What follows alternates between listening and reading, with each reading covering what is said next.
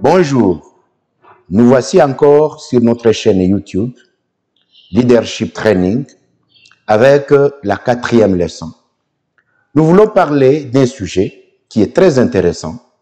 C'est celui qui porte sur pourquoi beaucoup de gens évitent d'être des leaders. Pourquoi beaucoup de gens ne veulent pas être des leaders? Pourquoi tant de gens ne veulent pas se lancer, ne veulent pas mobiliser les autres, ne veulent pas amener les autres à les suivre pour atteindre une vision qu'ils peuvent avoir en eux, mais de sorte qu'ils puissent dire « Oh, moi, je pense que je ne peux pas arriver à mobiliser les gens, le leadership c'est pour les autres, je ne sens pas en moi la capacité d'amener les gens à me suivre pour que nous puissions atteindre tel objectif. » Qu'est-ce qu'il y a si nous voulons mieux comprendre la cause majeure et les différentes causes qui font que les gens n'acceptent pas d'être des leaders? Le leadership a vu 6 causes. Le leadership a prévu 6 causes que si vous voulez être un beau leader, vous allez chercher à tout prix à les éviter. D'abord, par définition, nous l'avons déjà dit, le leader, c'est cette personne-là qui est capable de mobiliser les autres, de motiver les autres, d'amener les autres à se rassembler autour d'elle pour atteindre un but nécessaire d'intérêt général et pour tout le monde. Alors, quelles sont les 6 raisons? Quelles sont les 6 choses qui poussent les gens à craindre, qui poussent les gens à se dire « je ne peux pas vouloir, je ne peux pas arriver, je ne peux pas avoir la capacité de mobiliser les autres pour que je sois un leader dans un domaine ». Première chose, c'est que les gens ont une fausse conception de ce qu'on appelle leadership. Ils ont une fausse conception de ce qu'on appelle leadership et leader. Quelles sont ces fausses conceptions? La fausse conception que les gens se disent ou se mettent en tête, c'est qu'ils disent « Oh, pour être leader, il faut être chef ». Non, c'est une fausse conception. Pour être leader, ça ne demande pas que tu sois chef. Partout où tu es, quelle position tu occupes, quel rôle tu joues dans la société, tu peux être leader. Autre fausse conception, c'est que beaucoup de gens se disent être leader, c'est avoir la possibilité d'avoir des moyens financiers. Non, le leader n'a pas besoin de moyens financiers. Il a besoin seulement d'une vision, savoir quel problème il faut résoudre, avoir la possibilité de mobiliser les gens autour de lui. Ça, c'est la deuxième chose qui doit corriger cette fausse conception que les gens ont.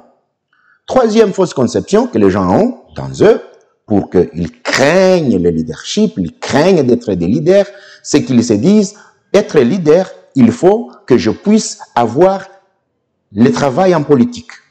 Le leadership n'est pas en politique seulement. Le leadership cadre avec plusieurs domaines. On peut être leader en médecine, on peut être leader en sociologie, on peut être leader dans le monde religieux, le pasteur, les chefs des églises musulmanes, des mosquées, ceux qui dirigent toutes les congrégations religieuses. C'est dans le leadership qu'ils peuvent se retrouver. Et lors que vous avez une fausse conception du leadership, vous n'atteindrez jamais votre capacité de mobiliser les gens. Parce que dans la même fausse conception, il y a des gens qui se disent il faut être leader pour des gens qui sont en dessous de soi. Non, on peut être leader même pour des gens qui sont au-dessus de vous. Le leadership ne dit pas qu'il faut toujours diriger les gens qui sont en dessous de vous. Vous pouvez ne pas diriger les gens qui sont en dessous de vous seulement, mais ceux-là qui vous dirigent, vos superviseurs, vos chefs, ceux-là qui jouent un rôle supérieur à vous, peuvent profiter de vos capacités de mobiliser les autres, de les inspirer des idées, de leur dire des choses qu'il est nécessaire de faire, de sorte qu'ils arrivent à améliorer. Ça, c'était la première chose que nous avons comme la cause qui pousse les gens à éviter le leadership. Deuxième chose, c'est que des gens ignorent ce qu'ils sont. il y a des gens qui ne se connaissent pas, qui ignorent, c'est la deuxième cause, c'est la deuxième raison. Il y a des gens qui s'ignorent elles-mêmes, qui s'ignorent eux-mêmes. C'est une femme, c'est un homme, elle est dans un contexte, ou il est dans un contexte, et à ce moment-là, la personne se dit, ah, moi, je crois que je ne peux pas. Et il faut essayer de s'examiner. Je peux être utile aux gens en quoi? En quoi puis-je être utile aux autres? Cette chose-là que tu sens dans toi, que tu peux être utile aux autres, c'est à partir de ça que tu vas dire, comme je sens que je peux aider les autres à atteindre tel objectif, je me lance. Ça, c'est la deuxième cause que nous venons de voir, qui est parmi ce qui pousse les gens à éviter d'être des leaders. Troisième cause, c'est que les gens, ils minimisent. Ils minimisent ce que nous appelons la possibilité de dire « j'ai seul la vision ». Donc, comme j'ai seul la vision, ce n'est pas possible que j'ai des gens qui vont adhérer à ma vision. Et donc, nous voulons dire pour la troisième raison qu'il y a des gens qui minimisent la vision qu'ils ont ou qu'elles ont en croyant que comme je suis seul, cette vision ne réussira pas. Non, dis-toi une chose, tout le monde ne peut pas avoir la vision. Tout le monde ne peut pas avoir la compréhension de ce qu'il faut faire. Comme c'est toi qui as vu qu'il faut faire telle chose, fais tout pour te lancer le premier, alors les autres viendront après.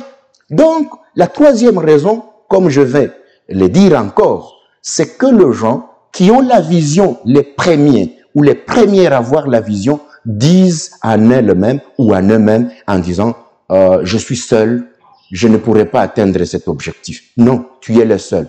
Tous les leaders ont eu la vision seuls. Ils ont amené les gens à les suivre. Et quand tu as une compréhension sur un problème seul, ne crois pas que tout le monde le voit comme toi. Toi qui as vu, lance-toi. Comme tu as vu que dans tel quartier, dans telle avenue, il y a manque d'eau.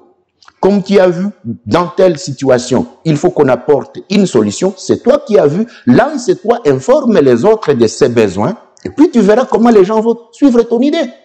Quatrième chose, il y a des gens qui craignent.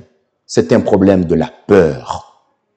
Vous savez quoi? Les gens craignent en disant, je risque d'échouer, je risque de commencer, et puis quand ça va échouer, les gens vont se moquer de moi. Ça, c'est la crainte, c'est la peur que les gens ont.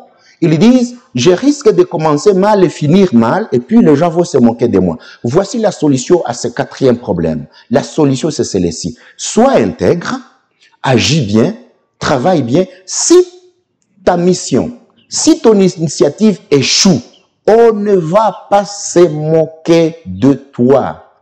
On va se moquer de ton initiative, mais on ne se moquera pas de toi. C'est pourquoi les gens disent, cet homme il est bon, cette femme elle est bonne, cette jeune fille elle est bonne, elle avait commencé telle chose, même si ça n'a pas allé, mais elle-même, elle est bonne. C'est la raison pour laquelle, pour la quatrième chose que je suis en train de dire, quand vous voulez être leader, soyez intègre. Comme ça, si vous échouez devant, mais les gens vont dire quand même, il a échoué, mais il est bon. Il a échoué, mais il est courageux. Il a échoué, mais il est intelligent. Il a échoué, mais il n'a pas de problème avec les gens.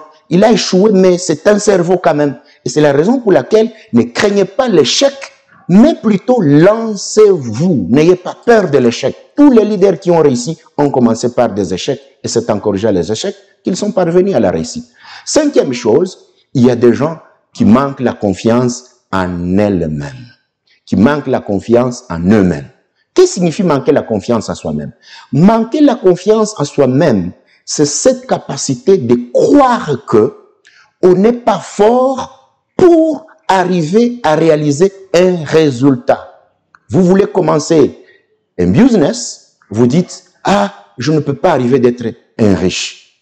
Vous voulez commencer à mobiliser les gens sur une formation quelconque, vous dites, ah, je ne suis pas intelligent pour former les gens.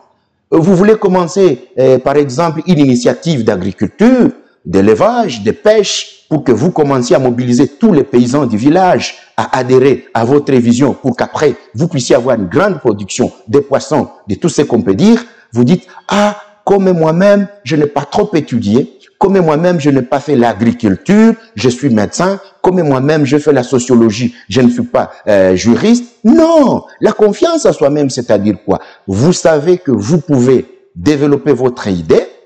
La deuxième chose, c'est de dire, je ne peux pas réussir seul, mais avec les autres, nous pouvons y arriver. C'est ça ce que nous appelons la confiance à soi-même. La confiance à soi-même ne réside pas de dire qu'il faut que je sache que je peux tout réussir. Mais la confiance à soi-même dit avec les autres, en mobilisant les autres, en leur partageant mon idée, en apportant les différentes expertises, en mobilisant les gens à suivre ce que je suis en train de leur montrer que nous pouvons faire. Tous, nous pouvons plus que moi, je peux. Alors, quelle est la solution à ce problème? La solution à ce problème réside à dire, comme moi-même je ne suis pas capable, je vais le faire avec les autres. Je suis médecin, je vais lancer l'agriculture, je vais mobiliser les gens qui ont fait ces domaines, je vais mobiliser les grands riches du village, je vais mobiliser les chefs locaux, je vais mobiliser toutes les personnes qui ont fait l'agriculture comme étude, je vais leur demander si nous voulons lancer telle chose, comment on va faire. Tu es le leader, mais toi-même tu auras des collaborateurs. Et il faut arriver toujours dans la vie à ne pas perdre confiance en soi-même. Et la sixième chose, les gens ont peur de se lancer lorsqu'ils ne voient pas leur propre intérêt. C'est une erreur de tout le monde qui a échoué de se lancer dans le leadership. C'est-à-dire comment? Vous voulez faire une chose. Ne regardez pas votre propre intérêt. Regardez si tout ce que vous allez faire va profiter à 2 personnes, à 5 personnes. Si vous avez une idée, la première question à se poser ne dit pas « qu'est-ce que je vais profiter ?» Non, c'est une erreur. Et ça va vous bloquer pour le leadership. Il faut vous poser la question. Si ça réussissait, même si moi je ne tire rien, combien de personnes qui vont bénéficier de cette initiative? Alors, tous les leaders ont commencé des choses qu'ils ont faites sans pour autant raisonner de quoi ils allaient tirer, de quoi ils allaient bénéficier. Ils se disaient, je commence, même si moi je ne tire rien, et que la communauté locale en bénéficie, et que les jeunes filles en bénéficient, et que les pauvres en bénéficient, et que les malades en bénéficient, et que le vieillard de 3e âge en bénéficie, et que les femmes vulnérables en bénéficient, et que les déplacés en bénéficient, et que les réfugiés en bénéficient, et que les pauvres en bénéficient. Souvenez-vous, nous vous ramenons dans les objectifs de développement durable. C'était la 3e leçon. Donc là, vous vérifiez quel est le problème auquel je peux apporter la solution et donner un ouf de soulagement à la grande partie de la population. Là alors, vous allez vous lancer sans regarder votre intérêt et c'est à partir de ça que vous allez mobiliser les gens. La plupart des échecs viennent du fait que les gens disent « je ne vois rien comme intérêt personnel et par conséquent, je ne vois pas qu'il faut que je me lance ». Bref, la solution, c'est celle-ci. Dites-vous toujours, s'il y a des gens qui vont profiter de ce que je fais, alors je me lance. Peut-être ça va vous rapporter une année après, même 2 ans après. Mais commencez d'abord par regarder l'intérêt général. Merci beaucoup pour la leçon. Nous vous annonçons que la leçon qui suivra, la numéro 5, elle va porter sur les qualités qu'un leader doit avoir. Vous voulez développer le leadership en vous? Oui, il y a 230 qualités qui ont été répertoriées et que toutes les personnes qui aspirent au leadership doivent développer. Néanmoins, parmi les 230, on a 10 qui sont les plus importantes. Et ce sont celles-là qui feront l'objet de notre 5e leçon. Nous vous encourageons à suivre nos leçons précédentes et nous vous encourageons à suivre les leçons qui suivront pour que vous puissiez avoir l'enchaînement logique de tout ce que nous sommes en train de vous partager. Ne manquez pas de liker. Ne manquez pas de liker, ne manquez pas de partager avec les autres, ne manquez pas aussi de vous abonner pour que chaque fois qu'il y aura une nouvelle leçon, que vous puissiez être notifié sur votre téléphone. Mais aussi, nous vous annonçons que nous avons un site blog qui n'est pas le site YouTube, il s'appelle Leadership humanitaire et organisationnel. Là, nous y avons placé plus de 50 articles sur comment on peut travailler sur terrain, en gérant la sécurité, comment on peut travailler avec les anciens collègues, comment on peut travailler avec des personnes difficiles, comment on peut arriver à régler des problèmes entre les collègues, c'est-à-dire la résolution des conflits en milieu professionnel. Ça, ce sont des articles qui sont rédigés. Vous allez voir en haut, vous allez voir là où c'est écrit « blog humanitaire » juste sur ce même site. Ou alors, vous allez entrer dans à propos ou dans d'autres parties que vous allez voir. Là, vous allez voir c'est écrit « blog humanitaire ». Cliquez là-bas. Ça va vous diriger droit vers les sites du blog. Vous allez y lire des articles pour compléter votre compréhension sur le monde humanitaire. Merci beaucoup. Nous vous disons merci pour votre aimable attention et nous espérons que la leçon suivante vous sera aussi bonne, celle qui porte sur les 10 qualités qu'un beau leader doit avoir. Nous voici à la fin maintenant de notre leçon. Nous vous remercions pour votre aimable attention. Comme toujours, nous allons terminer par 3 questions d'évaluation, d'auto-évaluation. Première question. Parmi les 6 raisons qui poussent les gens à fuir, à éviter le leadership, lesquelles te concernent? Lesquelles te concernent? Donc, dans toi, parmi les 6, tu sens que tu as peur, tu évites de mobiliser les gens, tu évites d'amener les gens à suivre ce que tu penses. De quelle façon? Deuxième question, est-ce que tu as la confiance en soi? Ce qu'on appelle la confiance en soi, que nous allons dire, est-ce que tu as la confiance maintenant en toi-même? La confiance en toi-même, c'est-à-dire, est-ce que tu es sûr de tes capacités? Ou en d'autres termes, je vais dire, est-ce que tu es sûr, tu sais que dans toi, il y a des choses qui peuvent profiter à d'autres si tu te lançais et tu les mobilisais? Ça, c'est la deuxième question. Et la troisième question, est-ce que tu as déjà identifié un problème dans ta communauté que tu sais qui n'a pas d'intérêt pour toi-même, mais qui peut profiter à la communauté si on apportait la solution? Donc, y a-t-il un problème dans la communauté qui ne te rapportera rien, mais qui est utile à des personnes si on apportait la solution? Voilà nos 3 questions que nous aimerions que vous puissiez avoir une réflexion. La première, j'ai dit, je répète, parmi les 6, il y a laquelle que tu sens qui te fragilise, si on allait vous donner un peu l'explication. La deuxième, c'est la confiance en toi-même. Et la troisième, est-ce que tu as déjà identifié un problème dans la communauté que tu sais que si tu t'es lancé comme leader et mobiliser les gens, même s'il n'y a pas intérêt actuel pour toi, mais la communauté va en bénéficier. Merci beaucoup, encore merci.